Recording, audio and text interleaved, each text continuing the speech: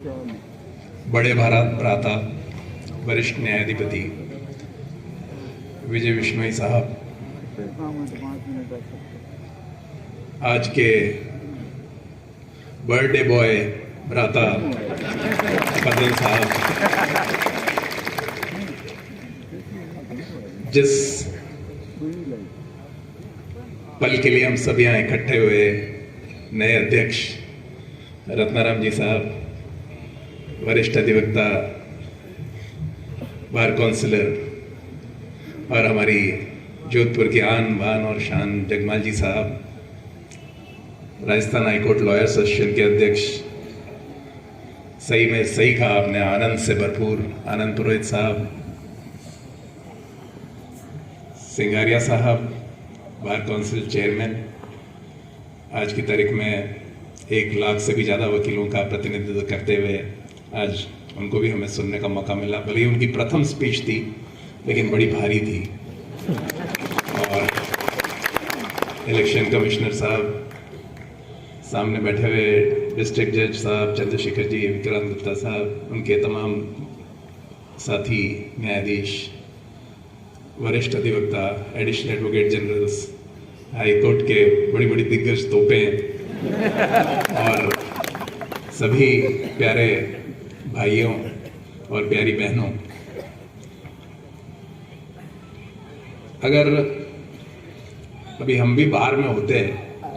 और जो अगर इतने बड़े फंक्शन के अंदर इतने सारे फूल मिल जाते तो अगले चुनाव के अंदर मैं, विजय बिश्नोई साहब और फरजन साहब तो कैंडिडेट होते प्रेसिडेंट के। ये बात तो इतनी मालाएं देख करके हमें जरूर ये सही फहमी या गलत फहमी हो जाती है कि अब तैयार है बिल्कुल एकदम। लेकिन अब हम तीनों के सामने तो लक्ष्मण रेखा खिंच चुकी है, लेकिन आने वाले तमाम समय के अंदर ऐसे कई एक से एक बढ़ के बाहर के दिग्गज पैदा होंगे, आएंगे, अपनी खुशबू देंगे, नई चीज़ें सिखाएंगे, नए आयाम देंगे, नए कदम बढ़ाएंगे और इस न्याय के रथ को आगे बढ़ाने में अपना अपना सहयोग करेंगे। मैं और फरजन साहब नीचे से ही ये बात कर रहे थे कि इस बिल्डिंग में आना ही अपने आप में एक सौभाग्य सा प्रतीक होता है, एक मन के अंदर एक मंदिर सा भाव उठता है और अपने आप ही नत मस्तक हो जाता है इस बिल्डिंग के सामने, उस मंदिर के सामने, जिसमें जब 1992 में, आज से 31 साल पहले, क्योंकि उस टाइम में आज के बच्चों की तरह जैसे आजकल के बच्चों के लिए इंटर्नशिप होती है तो आप लोग जब LLB कर रहे होते हो तो आप कोर्ट आ जाते हो, पर हमने तो मोहनपुरा पार ही तभी किया जब LLB हो गई, तब मोहनपुरा पार किया और फिर इधर आए और उसमें भी डायरेक्ट बिल्डिंग नहीं पहुंच पाए क्योंकि वो सोस्ती गेट पे आंदोलन चल रहा था। BL महेश्वरी साहब अध्यक्ष हुआ करते थे तो वहाँ टेंट था, तो हमें वही बहुत आकर्षक लगा। हम नए नए 2-4 साथी जो थे, फिर हम उस टेंट में ही घुस गए और शायद बिल्डिंग से पहले वो टेंट ही ने हमें पहली शिक्षा दी और कई आंदोलन और कई क्षण सोस्ती गेट से लेके इस कोर्ट के में बिताए। और जैसे रत्नाराम जी साहब ने और सिंगारिया साहब ने कहा कि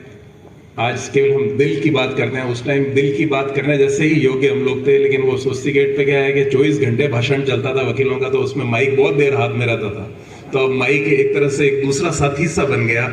और माइक को हाथ लगाना या माइक से बात करना, माइक पे बात करना एक आदत सी पड़ गई है। एक अधिवक्ता के लिए जनरली होता नहीं है लेकिन हो गया, हो जाता है। कोई भी, रत्नाराम जी साहब से मैं कहना चाहूंगा कि कोई भी वृक्ष, आज आपका जो स्वभाव यहाँ जो माइक पे देखने को मिला और हमेशा से हम देखते हैं, हम सब, कोई भी वृक्ष जब फलों से लगता है तो वो झुकता है और ज्यादा वो जो है वो हम्बल हो जाता है। और आज वही उनकी प्रतिमा में देखने को मिली, वही मुझे उनके अंदर नजर आ रहा था, जो कम शब्दों के अंदर केवल उनका प्रेम दिख रहा था, क्योंकि आज वो वह वृक्ष हैं बाहर के जो फलों से लद गए। आज आप लोगों ने उनको अपने प्रेम से, अपने आशीर्वाद से, अपने साथ से आपने उनको फलों से लाद दिया और इसीलिए आज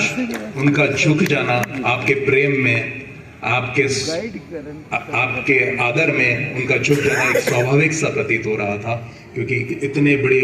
अफेक्शन के साथ आपने उनको बार का नेतृत्व सौंपा और मुझे पूरा विश्वास है वो एक बड़ा काम जो है वो आपको करके बताएंगे।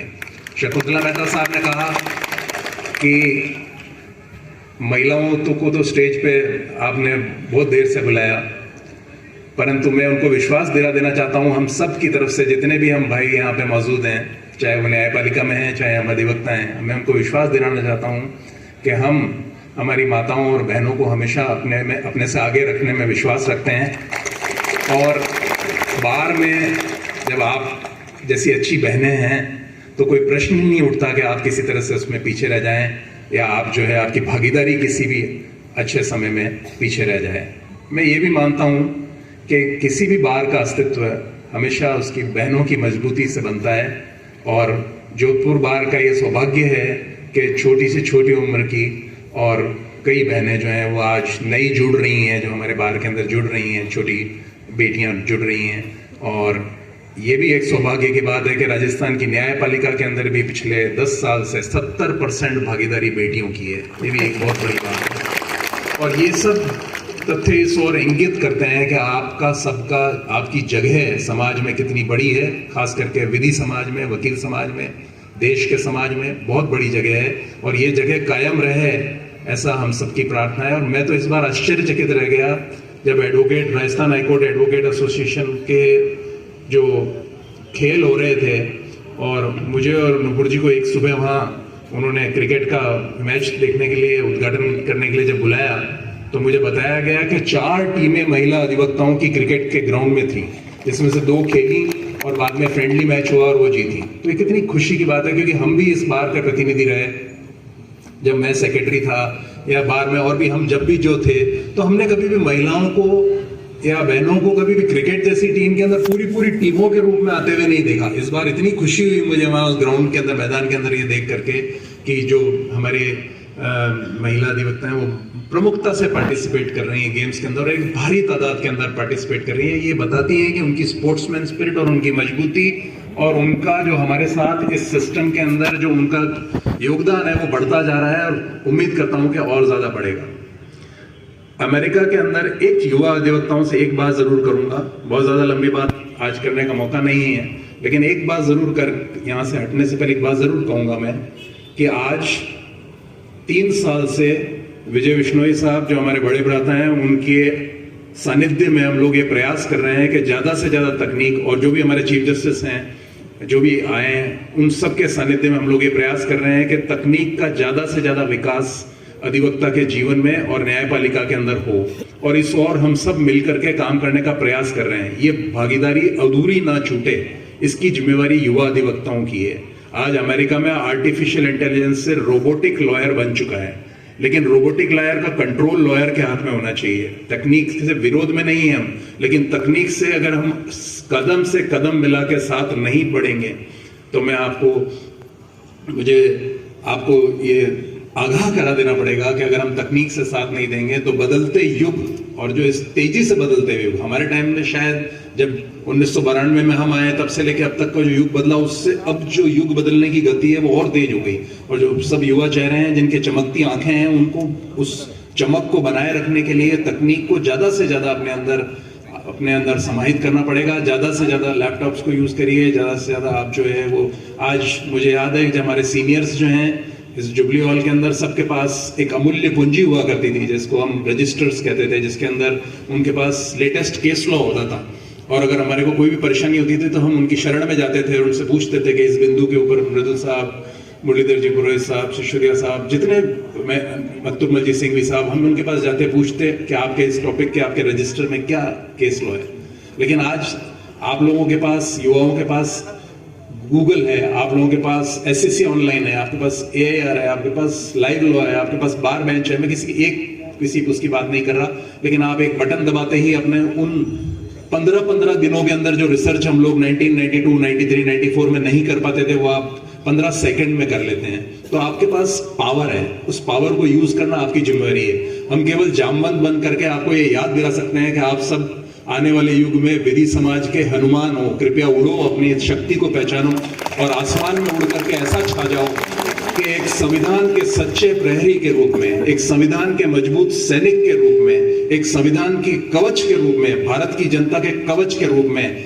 कोई भी संकट आए आप उसको आसानी से समाज के ऊपर से उस संकट को हटाने में, उसको मीट आउट करने में, उससे दूर करने में, समाज को बचाने में एक विशिष्ट भूमिका निभाओ। और इस भूमिका को निभाने के लिए तकनीक का आवरण आपके चारों ओर होना बहुत जरूरी है। कृपया इसका ज्यादा से ज्यादा प्रयोग करें और इसको आगे बढ़ाएं।